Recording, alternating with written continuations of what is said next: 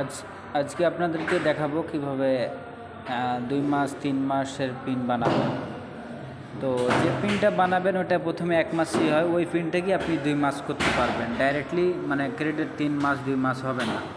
তো আপনাকে কী করতে হবে, যে পিনটা একবার ক্রেডিট করেছেন ওটাকে আবার মেয়াদ বাড়াইতে হবে। তো যেটা ক্রেডিট করছেন ওটা 1 মাস হয়ে গেছে অলরেডি, তো এটাকে আবার এখন 2 মাস কিংবা 3 মাস 5 মাস সব কিছু করতে পারবেন।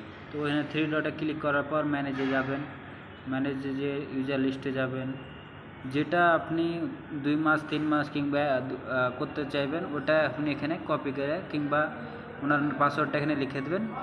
লেখার পর ওখানে অটোমেটিক চলে আসবে। চলে আসার পর এখানে আপনি এই যে কলমের মতো আছে এখানে চাপ দিবেন।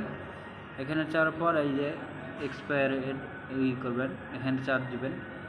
চাপ দেওয়ার পর এখানে 1 মাস আছে, তো 1 মাসে চাপ দিলে আগের 1 মাস যেটা ক্রেডিট করেছেন 1 মাস, আর এখন 1 মাসে 2 মাস হয়ে যাবে, ঠিক আছে।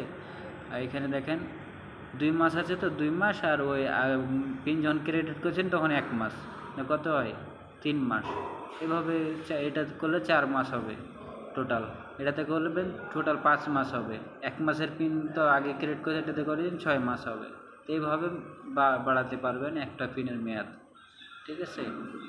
এইভাবে পরে তো সিলেক্ট করে আপনি যেটা করবেন সেটা সিলেক্ট করে কনফার্ম করবেন, ঠিক আছে।